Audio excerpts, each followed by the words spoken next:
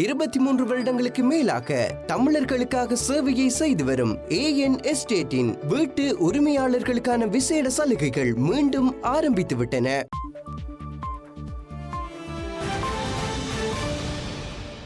வணக்கம், இது IBC தமிழின் செய்தி நேரம். முதலில் தலைப்புச் செய்திகள்.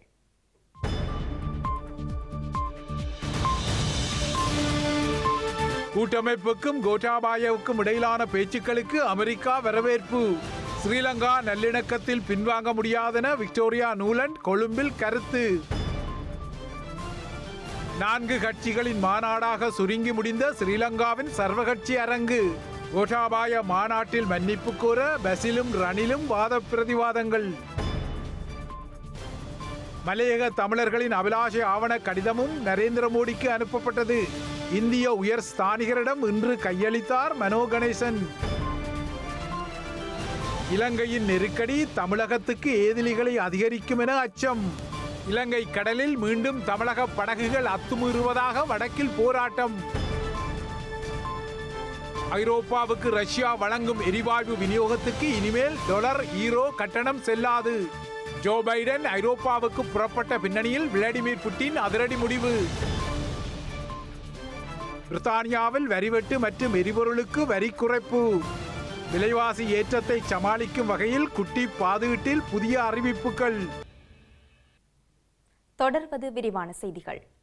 ஸ்ரீலங்கா அரசாங்கத்தினால் மேற்கொள்ளப்படும் மக்கள் மீதான எதேச்சதிகார தடுத்து வைப்புகள் மற்றும் கண்காணிப்பு செயற்பாடுகள் முடிவுக்கு கொண்டுவரப்பட வேண்டும் என வலியுறுத்தியுள்ள அமெரிக்க ராஜாங்க திணைக்களத்தின் அரசியல் விவகாரங்களுக்கான பிரதி செயலாளர் நூலண்ட் தேசிய நல்லிணக்கத்தை நோக்கிய செயற்பாடுகளை மேற்கொள்ள வேண்டும் என வலியுறுத்தியுள்ளார். பயங்கரவாத தடை சட்டத்தில் மேற்கொள்ளப்பட்ட திருத்தமானது முதல் படி மாத்திரமே என கொழும்பில் வைத்து ஊடகங்களுக்கு கருத்து வெளியிட்ட அமெரிக்க ராஜாங்க திணைக்களத்தின் அரசியல் விவகாரங்களுக்கான பிரதி செயலாளர் விக்டோரியா நூலண்ட் சுட்டிக்காட்டினார். அமெரிக்க ஸ்ரீலங்கா கூட்டாண்மை கலந்துரையாடல் இன்று கொழும்பில் இடம்பெற்றது. பொருளாதார செழிப்பு, நிலையான அபிவிருத்தி, ஜனநாயகம், மனித உரிமைகள் மற்றும் சட்டத்தின் ஆட்சி ஆகியவற்றிற்கான தமது பகிரப்பட்ட அர்ப்பணிப்பை 2 நாடுகளும் இந்த கலந்துரையாடல் ஊடாக புதுப்பித்துள்ளது. ஸ்ரீலங்கா வெளிவகார அமைச்சர் பேராசிரியர் GL பீரிஸ் மற்றும் அமெரிக்க ராஜதந்திர திணைக்களத்தின் அரசியல் விவகாரங்களுக்கான பிரதி செயலாளர் விக்டோரியா நூலண்ட் ஆகியோரின் தலைமையில் இந்த கலந்துரையாடல் இடம்பெற்றது. இதன் பின்னர் ஊடகங்களுக்கு கருத்து வெளியிட்ட அரசியல் விவகாரங்களுக்கான பிரதி செயலாளர் விக்டோரியா ஸ்ரீலங்கா அரசாங்கத்துடன் தொடர்ந்தும் இணைந்து செயற்பட எதிர்பார்த்துள்ளதாக கூறியுள்ளார். தேசிய காயத்தை குணப்படுத்தல், மனித உரிமைகள், நீதி, குறிப்பாக நேற்று நிறைவேற்றப்பட்ட பயங்கரவாத தடை சட்ட திருத்தம் மற்றும் சில கைதிகள் விடுவிக்கப்பட்டதை வரவேற்கின்றோம். மேலும் பல விடயங்களை செய்ய வேண்டியுள்ளது என்பதும் உங்களுக்கு தெரியும். தொடர்ந்தும் உங்களுடன் இணைந்து பணியாற்றுவதற்கு எதிர்பார்க்கின்றோம். தமிழ் தேசிய கூட்டமைப்பை சந்திப்பதற்கு ஸ்ரீலங்கா ஜனாதிபதி மேற்கொண்ட தீர்மானமானது மிகவும் முக்கியமானது. அதனை நாங்கள் வரவேற்கின்றோம். தென்னாப்பிரிக்காவை முன்னுதாரணமாக கொண்ட உண்மையை கண்டறியும் பொறிமுறையானது மிகவும் சிறந்தபடியாகும். அதேபோன்ற செயல்முறைக்கு ஒத்துழைப்பு வழங்குவதற்கு எதிர்பார்க்கின்றோம். அரசு சார்பற்ற நிறுவனங்கள், ஊடகவியலாளர்கள், குடிசார் சமூக குழுக்கள் மற்றும் கண்காணிப்பு, தடுத்து வைத்தல் மற்றும் சித்திரவதை ஆகியவற்றை முடிவுக்கு கொண்டு வருவதன் முக்கியத்துவத்தையும் சுட்டிக்காட்ட விரும்புகின்றேன். கரிசனைகளை கேட்டறியும் வகையில் குடிசார் சமூக பிரதிநிதிகளையும் நான் சந்திக்கின்றேன். அவர்களை ஸ்ரீலங்கா வெளிவிவகார அமைச்சரும் சந்திக்க உள்ளார். ஜனநாயகத்தை விரிவுபடுத்தும் வகையில் மாகாண சபை தேர்தல்களை நடத்துவதையும் ஊக்குவிக்கின்றோம். இலங்கையில் தற்போது நிலவும் பொருளாதார நெருக்கடிக்கு தீர்வு காண்பதற்காக அரசாங்கம் சர்வதேச நாணய நிதியத்திடமிருந்து உதவி பெறுவதற்கும் கடனை மறுசீரமைப்பதற்கும் தீர்மானித்துள்ளதாக ஸ்ரீலங்கா மத்திய வங்கியின் ஆளுநர் அஜித் நிவாட் கப்ரால் தெரிவித்துள்ளார். ஜனாதிபதி கோட்டாபய ராஜபக்சவினால் அழைப்பு விடுக்கப்பட்ட சர்வகட்சி மாநாடு இன்று ஸ்ரீலங்கா ஜனாதிபதி மாளிகையில் இடம்பெற்றது. இதில் பங்கேற்று விளக்கமளிக்கையில் அவர் இந்த விடயத்தை குறிப்பிட்டுள்ளார். ஸ்ரீலங்கா ஜனாதிபதி கோட்டாபய ராஜபக்ஷ, பிரதமர் மஹிந்த ராஜபக்ஷ, முன்னாள் ஜனாதிபதி மைத்திரிபால சிறிசேன, ஐக்கிய தேசிய கட்சியின் தலைவர் ரணில் விக்ரமசிங்க, தமிழ் தேசிய கூட்டமைப்பின் தலைவர் இரா சம்பந்தன் உள்ளிட்ட தலைவர்கள் சர்வகட்சி மாநாட்டில் பங்கேற்றனர். இதன்போது உரையாற்றிய ஸ்ரீலங்கா மத்திய வங்கியின் ஆளுநர் அஜித் நிவால் கப்ரால், நிலவும் சவால்களை எதிர்கொள்ள மத்திய வங்கி அனைத்து சாத்தியமான தெரிவுகளையும் பரிசீலித்து வருவதாக சர்வகட்சி மாநாட்டில் தெரிவித்தார்.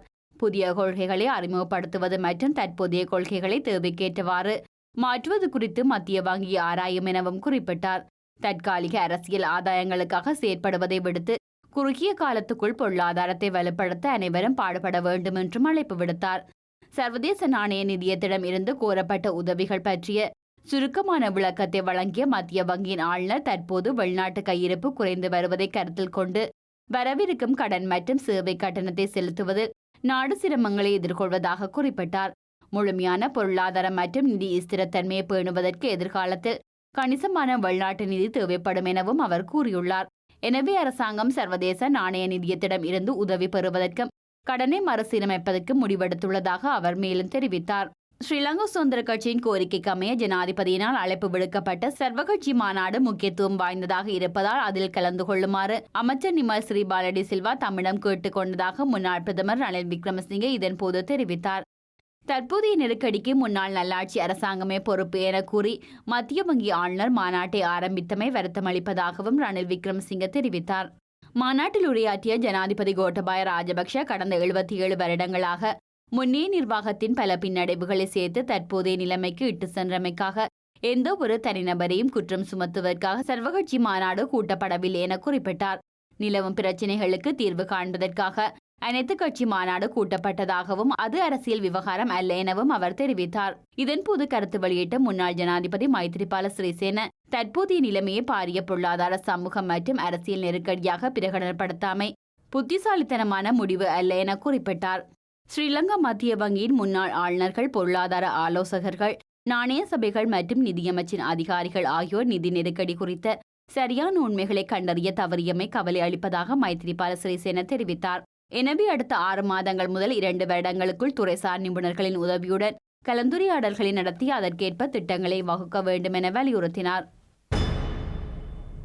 இந்த நிலையில் இன்றைய சர்வகட்சி மாநாட்டின் போது முன்னாள் பிரதமர் ரணில் விக்ரமசிங்கவிற்கும் நிதியமைச்சர் பசில் ராஜபக்சவிற்கும் இடையில் வாக்குவாதம் ஏற்பட்டது. ஸ்ரீலங்காவுடனான பேச்சுவார்த்தை தொடர்பான சர்வதேச நாணய நிதியத்தின் அறிக்கையின் நகலை வழங்குமாறு ஐக்கிய தேசிய கட்சியின் தலைவர் ரணில் விக்ரமசிங்க நிதியமைச்சரிடம் கோரியதை அடுத்து இந்த வாக்குவாதம் ஏற்பட்டது. சர்வதேச நாணய நிதியத்தின் அறிக்கையின் நகலை ஐக்கிய தேசிய கட்சியின் தலைவர் ரணில் விக்ரமசிங்க கோரிய நிலையில் தமக்கு வரைவு மாத்திரமே கிடைத்துள்ளதாகவும் இன்னும் இறுதி அறிக்கை முழுமையாக கிடைக்கவில்லை எனவும் ஸ்ரீலங்கா நிதியமைச்சர் பதிலளித்தார். இந்த அறிக்கை ஸ்ரீலங்காவுக்கு அனுப்பப்பட்டுள்ளதாக சர்வதேச நாணய நிதியம் அறிவித்துள்ளதாகவும் நிதியமைச்சர் வேறு விதமாக கூறுவதாகவும் ரணில் விக்ரமசிங்க தெரிவித்த நிலையில் இந்த விடயத்தை தெளிவுபடுத்த முற்பட்ட போது இரு தரப்பினருக்கும் இடையில் வாக்குவாதம் ஏற்பட்டது. நான் ஒரு வரையறைக்குள் செயற்படாவிட்டால் எந்த முதலீட்டாளர்களும் வரமாட்டார்கள். நாடு தொடர்பில் குறுகிய கால, நடுத்தர மற்றும் நீண்ட கால திட்டங்கள் இருக்க வேண்டும். அரசாங்கத்தின் வெளிப்படைத்தன்மை மற்றும் அர்ப்பணிப்புகளை இதுவரை நாம் காணவில்லை. சர்வதேச நாணய நிதியத்தின் முழுமையான அறிக்கையில் நாடாளுமன்றத்தில் சமர்ப்பிக்க உங்களால் முடியாமல் போயுள்ளது. அதனை சமர்ப்பிப்பதற்காக பல தடவைகள் உறுதிமொழி வழங்கினீர்கள். இதனை இந்த வாரம் அல்லது அடுத்த வாரம் பெற்றுக்கொள்ள முடியுமா? பாகிஸ்தானின் முழுமையான அறிக்கை தற்போது வெளியாகியுள்ளது. மன்னிக்கவும், முழுமையான IMF அறிக்கை எமக்கு கிடைக்கவில்லை. அவர்கள் அனுப்பிவிட்டதாக கூறியுள்ளார்கள். இல்லை, எமக்கு கிடைக்கவில்லை. அப்படியென்றால் நாம் அவர்களிடம் கேட்போம். இப்பொழுதே அவர்களை வரவழைத்தால் அதனை பேசி தீர்மானிக்கலாம். அப்படியென்றால் நாம் ஏற்றுக்கொள்கின்றோம். நாம் பொறுப்புடன் சொல்கின்றோம், எமக்கு இன்னும் அறிக்கை கிடைக்கவில்லை. அவர் அனுப்பாவிட்டால் அனுப்புமாறு நாம் கூறுவோம். எமக்கு வரைவை அனுப்பியுள்ளார்கள். அவர்கள் கலந்துரையாடி இறுதி அறிக்கையை அனுப்புவார்கள். வரைவு கிடைக்கப்பெற்றுள்ளதாக நீங்கள் ஏற்றுக்கொள்கின்றீர்கள். இதுவரையில் கிடைக்கப்பெறவில்லை எனவே கூறி வந்தீர்கள். வரைவா வேண்டும். வரைவை வழங்க முடியாது. அதில் நாம் திருத்தங்களை மேற்கொண்டுள்ளோம். எமக்கு வழங்க வேண்டாம், நீங்கள் நாடாளுமன்றத்திற்கு வழங்குங்கள். ஸ்ரீலங்கா ஜனாதிபதி தலைமையில் நடைபெற்ற சர்வகட்சி மாநாட்டினூடாக எந்த ஒரு நன்மைகளும் கிடைக்கப் போவதில்லை என மக்கள் தெரிவித்துள்ளனர். இலங்கை தொடர்ந்தும் இவ்வாறான ஒரு நிலையில் பயணித்தால் மக்கள் பட்டினிச்சாவை எதிர்நோக்க நேரிடும் என கருத்து தெரிவித்துள்ளனர். எந்த கட்சி என்ன மாதிரி எப்படி நடத்தினாலும் எங்களோட மக்களுக்கோ இல்லாட்டி தமிழ் மக்களுக்கோ இல்லாட்டி முஸ்லீம் மக்களுக்கோ எந்த ஒரு விமோசனம் கிடைக்கும்ன்றது என்னை பொறுத்தளவில் நம்பிக்கை இல்லை. ஏனென்று சொன்னால் அரசாங்கம் தான் பலத்தோடு நிற்குது.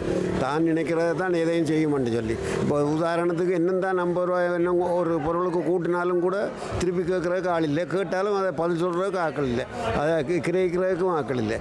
அதன் முறையில் இதை பற்றி உண்மையாக வேறு நாடுகள்லாம் என்னென்ன கொஞ்சம் சிந்திக்கணும். என்னென்னு சொன்னால் இப்போ செலவெல்லாம் ஒரு நாளைக்கு ஒரு வேளை குடும்பத்துக்கு ஒரு 100 500 வருமானம் இல்லாத ஆட்களுக்கு என்ன செய்யலாம்?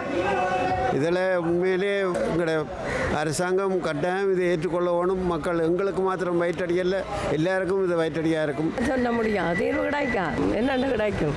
ஒற்றுமை இல்லாமல் அந்த ஒற்றுமை இல்லாமல் என்னென்ன தீர்வு கிடைக்கும்? தமிழனுக்கு தமிழன் ஒற்றுமை இல்லை. ஒற்றுமை எல்லாரும் ஒவ்வொருத்தரும் ஒவ்வொருத்தரும் தங்கட சுயநலத்துக்காக பாடுபடணும் இல்லை, மக்களுக்காக பாடுபடையில எல்லாரும் வேறக்கா சொல்லி கொண்டு வருவேன், நாங்கள் அது செய்வோம் இது செய்வோம். கடைசி வரையும் அதை செய்ய போகிறதும் இல்லை, மக்களை வாழ விடுறதும் இல்லை. அவர் தான் தப்பிக்கொள்றதுக்காக வேண்டி இப்படி எடுத்து மக்களுக்கு ஒரு தான் நல்ல மனுஷன் மாதிரி ஒரு இதை விளங்கப்படுதுன்றாரு ஒழிய, ஆனால் இந்த அரசாங்கம் வந்ததுலேருந்து ஜனத்துக்கு வீழ்ச்சியை ஒழிய எந்த வித முன்னேற்றமும் இல்லை. இனி அதை விட தடை சட்டம், அடுத்தது சாமான்கள் விலையேற்றம், இறக்குமதி இல்லை, எல்லாத்தையும் தடை விதிச்சா மக்களுக்கு கூட தமிழ் ஜனத்துக்கு தான் பாதிப்புன்ற மாதிரி. மின்தடை ஒரு பக்கம், எரிபொருள் விலை அதிகரிப்பு, அப்போ எங்களுக்கும் தமிழ் ஜனத்துக்கு பட்டினி சாவுதான். பல்வேறு கோரிக்கைகளை முன்வைத்து தேசிய கடற்றொழிலாளர் ஒத்துழைப்பு இயக்கத்தின் ஏற்பாட்டில் யாழ் நகரில் கவனஈர்ப்பு பேரணி ஒன்று முன்னெடுக்கப்பட்டது. யாழ்ப்பாணம் மத்திய பேருந்து நிலையத்தில் இன்று காலை ஆரம்பித்த பேரணியானது வடமாகாண ஆளுநர் செயலகத்தில் முடிவடைந்தது. அரசியல் கைதிகளை விடுதலை செய்ய வேண்டும், காணாமல் ஆக்கப்பட்டோருக்கு நீதி வேண்டும், காணிகளை விடுவிக்க வேண்டும், இந்திய இழுவைமடி படகுகளை தடுத்து நிறுத்த நடவடிக்கை எடுக்க வேண்டும் போன்ற கோரிக்கைகளை முன்வைத்து இந்த போராட்டம் இடம்பெற்றிருந்தது. இந்த போராட்டத்தில் அதிகமானோர் கலந்து கொண்டு எதிர்ப்பு கோஷங்களை எழுப்பியிருந்ததுடன் ஊர்வலமாக சென்றிருந்தனர்.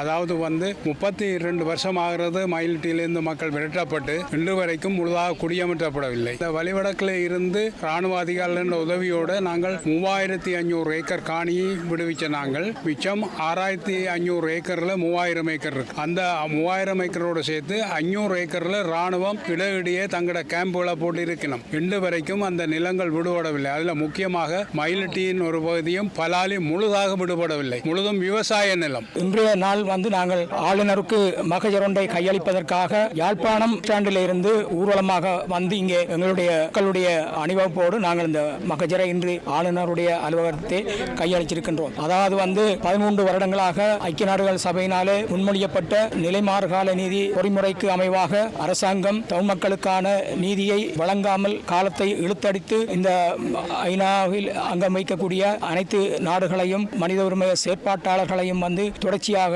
ஏமாற்றிக் கொண்டிருக்கின்றது. அந்த வகையிலே இந்த தற்பொழுது நடைபெற்றுக் கொண்டிருக்கின்ற ஜெனிவா மகாநாட்டை ஒட்டி நாங்கள் ஒரு கவனத்தை திசை திருப்புவதற்காக இந்த பேரணியை நாங்கள் நடத்தியிருக்கின்றோம். இந்திய பிரதமர் நரேந்திர மோடிக்கு அனுப்ப வேண்டிய இந்திய வம்சாவளி மலையக தமிழ் மக்கள் சார்பான அபிலாஷை ஆவண கடிதத்தை தமிழ் முற்போக்கு கூட்டணி இன்று அதன் தலைவர் மனோ கணேசன் தலைமையில் இந்திய தூதுவர் கோபால் பாக்லேயிடம் கையளித்தது. கொழும்பு இந்திய இல்லத்தில் நடைபெற்ற இந்நிகழ்வில் தமிழ் முற்போக்கு கூட்டணி தலைவர் மனோ கணேசன், பிரதி தலைவர் வேயண்ணா ராதாகிருஷ்ணன், நாடாளுமன்ற உறுப்பினர் எம் உதயகுமார், பேராசிரியர் சோவண்ணா சந்திரசேகரம் உள்ளிட்டவர்கள் கலந்து கொண்டனர். இந்திய பிரதமர் நரேந்திர மோடிக்கு அனுப்ப வேண்டிய இந்திய வம்சாவளி மலையக தமிழ் மக்கள் சார்பான அபிலாஷை ஆவண கடிதத்தை கையளிக்கும் நிகழ்வில் இந்திய தரப்பில் தூதுவர் கோபால் பாக்லே, துணை தூதுவர் வினோத் கே ஜேஹப், அரசியல் துறை செயலாளர் பானு பிரகாஷ் ஆகியோர் கலந்து கொண்டனர். மனம் திறந்த கலந்துரையாடலுடன் இந்த சந்திப்பு மிகவும் திருப்திகரமாக அமைந்ததாக தமிழ் முற்போக்கு கூட்டணி தெரிவித்துள்ளது. இலங்கையில் வாழும் தமிழர் சனத்தொகையில் சுமார் சரிபாதியான இந்திய வம்சாவளி மலையக தமிழ் இலங்கையர் தொடர்பான கூடிய அக்கறை செலுத்த இந்திய பிரதமர் நரேந்திர மோடியின் இந்திய ஒன்றிய அரசாங்கம் உறுதி பூண்டுள்ளதாக இந்திய தூதுவர் கோபால் பாக்லே இதன்போது தெரிவித்தார். இந்த பின்னணியில் இலங்கையின் முழுமைமிக்க குடிமக்களாக ஏனையோருடன் சமத்துவமாக வாழ விரும்பும் மலையக தமிழ் இலங்கையர் தொடர்பான இந்த உத்தியோகபூர்வ ஆவணம் மிகவும் பயன் தரும் என அவர் குறிப்பிட்டுள்ளார். மலையக தமிழ் மக்களின் அனைத்து அபிலாஷைகளையும் ஒரு சேர பிரதிபலிக்கும் கோரிக்கைகள் உள்ளடங்கிய இத்தகைய ஆவணத்தை தயாரித்து முன்வைத்துள்ளமை தொடர்பில் தமிழ் முற்போக்கு கூட்டணிக்கு மகிழ்ச்சிகளையும் பாராட்டுகளையும் தூதுவர் கோபால் பாக்லே தெரிவித்தார். இதன் அபிலாஷை ஆவண கடிதத்தை உடனடியாக பாரத பிரதமர் நரேந்திர மோடியின் அவதானத்திற்கு முறைப்படி அனுப்பி வைப்பதாக தூதுவர் கோபால் பாக்லே தமிழ் முற்போக்கு கூட்டணி தூதுக்குழுவுக்கு உறுதியளித்தார். மேலும் இனிவரும் எதிர்காலத்தில் இந்திய மற்றும் தமிழக அரசியல் சமூக பரப்புகளில் இந்திய வம்சாவளி மலையக தமிழ் இளைஞர் அதிக கவனத்தை பெற வேண்டும் எனவும் அதற்கான ஒத்துழைப்புகளை இந்த அரசு சார்பில் இந்திய தூதரகம் வழங்கும் எனவும் அவர் மேலும் கூறியுள்ளார். அடுத்த வாரம் இலங்கை வருகை தரவுள்ள இந்திய வெளிவகார அமைச்சர் கலாநிதி ஜெயசங்கர் தமிழ் முற்போக்கு கூட்டணியை சந்திக்கும் போது இது தொடர்பில் மேலும் கலந்துரையாடப்படும் என அறிவிக்கப்பட்டுள்ளது. இலங்கையில் ஏற்பட்டுள்ள பொருளாதார நெருக்கடிக்கு தீர்வு காணும் வகையில் இந்திய அரசாங்கத்தினால் வழங்கப்பட்ட கடன் உதவிகளுக்கு ஸ்ரீலங்கா பிரதமர் மஹிந்த ராஜபக்ச நன்றி தெரிவித்துள்ளார். எதிர்காலத்தில் இலங்கையின் அபிவிருத்தி தொடர்பில் இந்திய அரசாங்கம் விசேட கவனம் செலுத்தும் என எதிர்பார்ப்பதாகவும் அவர் மேலும் தெரிவித்துள்ளார். ஸ்ரீலங்கா நிதியமைச்சர் பெசில் ராஜபக்ச இந்தியாவிற்கு மேற்கொண்ட விஜயத்தின் போது 1.6 பில்லியன் அமெரிக்க டாலர் ஒப்பந்தத்தில் கைச்சாத்திட்டமை குறிப்பிடத்தக்கது. இலங்கையில் இருந்து பொருளாதார நெருக்கடியினால் வெளியேறுவதற்கு பலர் தயாராகியுள்ளதாக தமிழ் தேசிய கூட்டமைப்பின் நாடாளுமன்ற உறுப்பினர் M.A. சுமந்திரன் தெரிவித்தார். சர்வகட்சி மாநாட்டில் கலந்து கொண்ட பின்னர் ஊடகங்களுக்கு கருத்து வெளியிடும் போதே அவர் இதனை கூறினார்.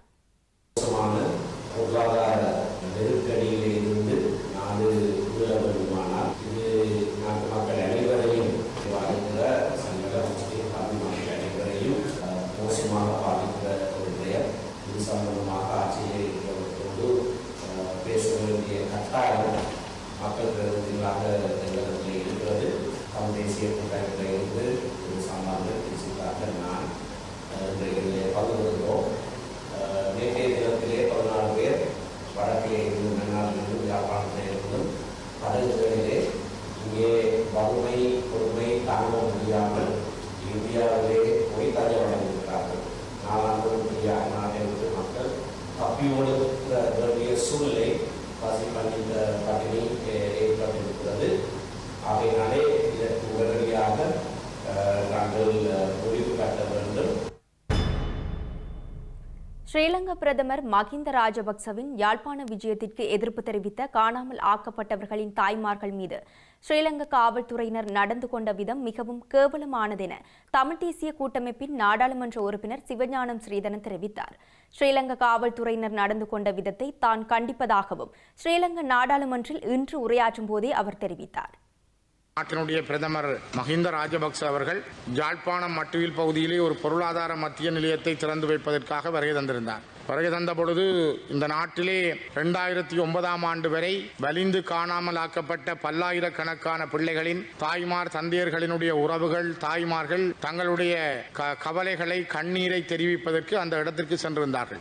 அவர்கள் பேருந்திலே சென்ற பொழுது அந்த இடத்திலே வருகை தந்த போலீசார் அவர்களை பேருந்தால் இறங்க விடாமல் இறங்கியவர்களை தாக்கி குண்டுக்கட்டாக தூக்கி மிக கேவலமான முறையிலே இந்த நாட்டினுடைய போலீசார் நடந்து கொண்டது வரலாற்றிலே ஒரு துக்கமாக பதிவு செய்யப்பட வேண்டிய விடயமாகும். நான் இதனை இந்த உயர்ந்த சபையினூடாக என்னுடைய கண்டனத்தை பதிவு செய்கின்றேன். மிக முக்கியமாக பல நாட்களாக பல வருடங்களாக குறிப்பாக 5 ஆண்டுகளை கடந்து தங்களுடைய பிள்ளைகள் வருவார்கள் என்பதற்காக போராடி கொண்டிருக்கின்ற இந்த தாய்மார்கள் அந்த இடத்திலே சென்று தங்களுடைய கருத்துக்களை அவலங்களை முன்வைப்பதற்கு முனைந்த பொழுது போலீசார் இவ்வாறு நடந்து கொண்டது மிகவும் ஒரு கேவலமான விடயமாகும். அதிலும் பெண்களை ஒரு ஆண் போலீசார் தொட முடியுமா, தூக்க முடியுமா, அவர்களுடைய கை கால்களை பிடித்து இழுக்க முடியுமா, கால்களால் உதைத்திருக்கிறார்கள் போலீசார். அவ்வளவு வீடியோ காட்சிகளையும் நீங்கள் பார்க்க முடியும். கௌரவ தலைமை தாங்கும் உறுப்பினர் அவர்களே, இது நடந்தது ஒரு மிக கேவலமான விஷயம். இலங்கையின் தற்போதைய பொருளாதார நெருக்கடிக்கு தீர்வு காண தேசிய பொருளாதார சபை ஒன்று நியமிக்கப்பட்ட போதிலும் எரிபொருள் நெருக்கடிக்கு இதுவரை தீர்வு காணப்படவில்லை என ஸ்ரீலங்காவின் பிரதான எதிர்க்கட்சியான ஐக்கிய மக்கள் சக்தி குற்றம் சாட்டியுள்ளது. இன்று கொழும்பில் இடம்பெற்ற ஊடகவியலாளர் சந்திப்பில் கருத்து தெரிவித்த நாடாளுமன்ற உறுப்பினர் கபீர் ஹாசிம் தேசிய பொருளாதார சபைக்கு ஆலோசனை வழங்குவதற்காக 16 பேர் கொண்ட ஆலோசனை குழுவொன்றை நியமித்தமைக்கு கண்டனம் வெளியிட்டுள்ளார். சட்ட ஆலோசனை குழு மற்றும் நிதி ஆலோசனை குழுவை நியமித்தல் உள்ளிட்ட 5 யோசனைகளை தேசிய பொருளாதார சபைக்கு ஆலோசனை வழங்குவதற்காக நியமிக்கப்பட்ட 16 பேர் கொண்ட ஆலோசனை குழு முன்வைத்ததாக அவர் குறிப்பிட்டுள்ளார். பல குழுக்களை நியமித்துள்ள போதிலும் நாட்டில் பொருளாதார பிரச்சினைகள் இன்னும் தொடர்வதாகவும் நாடு முழுவதும் வரிசைகள் உருவாக்கி பொருட்களின் விலை அதிகரித்து வருவதாகவும் பொதுமக்கள் மீது அழுத்தம் அதிகரித்து வருவதாகவும் அவர் சுட்டிக்காட்டியுள்ளார். பொதுமக்கள் எதிர்நோக்கும் பிரச்சினைகள் அரசாங்கத்திற்குள் உள்ள உள்நாட்டு பிரச்சினைகளால் உருவானவை என்பதை தெளிவாக அவர் கூறியுள்ளார். பால்மா, எரிவாயு போன்ற அடிப்படை தேவைகளை பூர்த்தி செய்ய முடியாத நிலையில் பாரியளவில் பணம் சம்பாதிக்கும் ஒரு சிலரை கொண்டு கருப்புச் சந்தை உருவாக்கப்பட்டுள்ளதாக நாடாளுமன்ற உறுப்பினர் குறிப்பிட்டுள்ளார். சலுகைகளை குறைப்பதன் மூலம் பொதுமக்கள் மீது மேலும் சுமைகளை சுமத்துவதற்கு பதிலாக மறுசீரமைப்பு சீரான முறையில் மேற்கொள்ளப்படுவதை உறுதி செய்வது அரசாங்கத்தின் பொறுப்பாகும் என அவர் குறிப்பிட்டுள்ளார். கடந்த சில வருடங்களாக அரசியல் சூழ்ச்சி, வறட்சி மற்றும் வெள்ளம் போன்ற இயற்கை அனர்த்தங்கள், உயிர்த்த ஞாயிறு தின தாக்குதல் உள்ளிட்ட பல்வேறு நெருக்கடிகளை நாடு எதிர்கொண்டதாக அவர் குறிப்பிட்டுள்ளார். கடந்த அரசாங்கம் வறுமையில் வாடும் மக்களின் உரிமைகளை பாதுகாக்கும் வகையில் கடன் மறுசீரமைப்பை மேற்கொண்டதாகவும் நாடாளுமன்ற உறுப்பினர் ஹபீர் ஹாசிம் மேலும் தெரிவித்தார். ஐக்கிய மக்கள் சக்தியுடன் இணைந்துள்ள ஐக்கிய தேசிய கட்சியினரே யாழ்ப்பாணம் நூலகத்தை எரியூட்டியதாக ஸ்ரீலங்கா பொதுஜன பெரமுனவின் நாடாளுமன்ற உறுப்பினர் அமல் சிந்தக மெயாதுன்ன குற்றம் சுமத்தியுள்ளார். நாடாளுமன்றில் இன்று உரையாற்றிய அவர் ஐக்கிய தேசிய கட்சியினரே யாழ்ப்பாண நூலகத்தை எரித்ததாக குற்றம் சுமத்தியதை அடுத்து வாத பிரதிவாதங்கள் இடம்பெற்றன. ஐக்கிய மக்கள் சக்தியுடன் இணைந்துள்ள ஐக்கிய தேசிய கட்சியினரே யாழ்ப்பாண நூலகத்தை எரியூட்டியதாக ஸ்ரீலங்கா பொதுஜன பெரமுனவின் நாடாளுமன்ற உறுப்பினர் அமல் சிந்தக மாயாதுன்ன குற்றம் சுமத்தியுள்ளார். இதன்போது எதிர்ப்பை வெளியிட்ட ஐக்கிய மக்கள் சக்தியின் நாடாளுமன்ற உறுப்பினர்கள் சிந்தக மாயாதுன்னவின் கருத்துக்கு ஆட்சேபனையை வெளியிட்டனர். யாழ்ப்பாணம் நூலகத்தை எரியூட்டியவர்கள் எவராவது இருந்தால் அவர்களின் பெயர்களை வெளியிடுமாறு அவர்கள் கோரிக்கை விடுத்தனர். இதற்கு பதிலளித்த சிந்தக மாயாதுன்ன ஐக்கிய தேசிய கட்சியும் ஐக்கிய மக்கள் சக்தியும் இரண்டல்ல என குறிப்பிட்டார். அத்துடன் முன்னாள் அமைச்சர் காமினி திசநாயக்க போன்றோரே ஐக்கிய தேசிய கட்சியில் இருந்ததாக அவர் தெரிவித்தார். ரணசிங்க பிரேமதாசவின் புதல்வரிடம் இது தொடர்பில் கேட்டு தெரிந்து கொள்ளுமாறும் அவர் தெரிவித்தார். இந்த விவகாரத்தினால் இரு தரப்பிற்கும் இடையே வாய்த்தர்க்கம் ஏற்பட்டமை குறிப்பிடத்தக்கது. தமிழ் மக்களை திசை திருப்பும் நோக்கில் சில அரசியல்வாதிகள் வடக்கு கிழக்கில் செயற்பட்டு வருவதாக கரைச்சி பிரதேச சபை உறுப்பினர் சண்முகராஜா ஜீவராஜா குற்றம் சுமத்தியுள்ளார். ஸ்ரீலங்கா பிரதமரின் விஜயத்திற்கு எதிராக போராடிய வலிந்து காணாமல் ஆக்கப்பட்டவர்களின் தாய்மாரை ஸ்ரீலங்கா காவல்துறையினர் தாக்கியதும் பெரும் கண்டனத்திற்குரிய விடயமாகும் எனவும் அவர் கூறியுள்ளார்.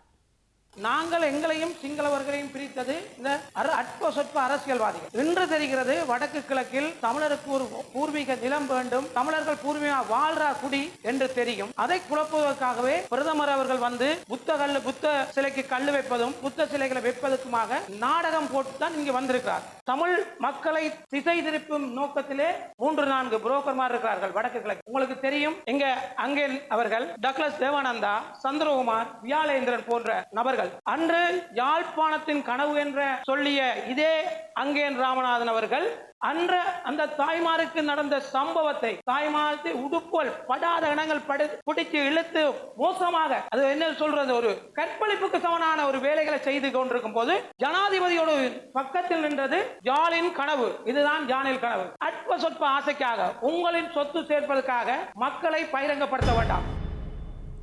மேலும் சில உள்நாட்டு செய்திகள் தொடர்கின்றன.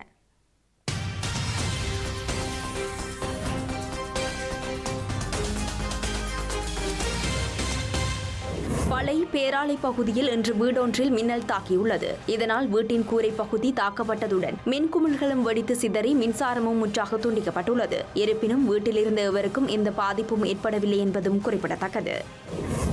சர்வதேச நீர்வளங்கள் தினத்தை முன்னிட்டு தேசிய நீர்வளங்கள் வடிகாலமைப்பு சபையின் வடபிராந்திய ஊழியர் தொழிற்சங்கத்தின் ஏற்பாட்டில் தேசிய நீர்வளங்கள் வடிகாலமைப்பு சபையின் கிளிநொச்சி முல்லைத்தீவு மாவட்ட அலுவலகங்களின் ஊழியர்கள் இன்று இரத்த தான நிகழ்வினை முன்னெடுத்தனர். குறித்த நிகழ்வில் சுமார் 30 ஊழியர்கள் இரத்த தானம் வழங்கியிருந்தமை குறிப்பிடத்தக்கது. முல்லைத்தீவு மாவட்டத்தில் ஒட்டுசுட்டான் பிரதேசத்தில் உள்ள 64வது படைப்பிரிவின் தலைமை வளாகத்தில் சேதனை பசலை மூலம் மரக்கறி செய்கையினை மேற்கொண்டு நல்ல விளைச்சலினை எதிர்கொண்டுள்ளதாக படைத்தரப்பு விவசாயிகளுக்கு விளக்கம் கொடுத்துள்ளது. இவ்வாறு விவசாயிகள் மரக்கறி செய்கையாளர்கள் இதில் வெற்றி காணலாம் என்றும் எடுத்துரைத்துள்ளனர். முல்லைத்தீவு வற்றாப்பளை நந்தி கடல் கரையில் அமையப்பெற்ற கண்ணகி மாட்டு மண்டில் சவாரி திடல் திறப்பு நிகழ்வு இடம்பெற்றுள்ளது. சவாரி திடல் திறப்பு நிகழ்வினை தொடர்ந்து மாட்டுவண்டி சவாரி போட்டி, கையில் மாடு கொண்டு ஓடுதல் போட்டி மற்றும் வேகம் குறைவாக மோட்டார் சைக்கிள் ஓட்டுதல் போன்ற போட்டிகளும் நடைபெற்று வெற்றி பெற்றவர்களுக்கு பரிசில் பொருட்களும் வழங்கி வைக்கப்பட்டுள்ளமையும் குறிப்பிடத்தக்கது. செய்திகளின் நிறைவாக மீண்டும் தலைப்புச் செய்திகள்.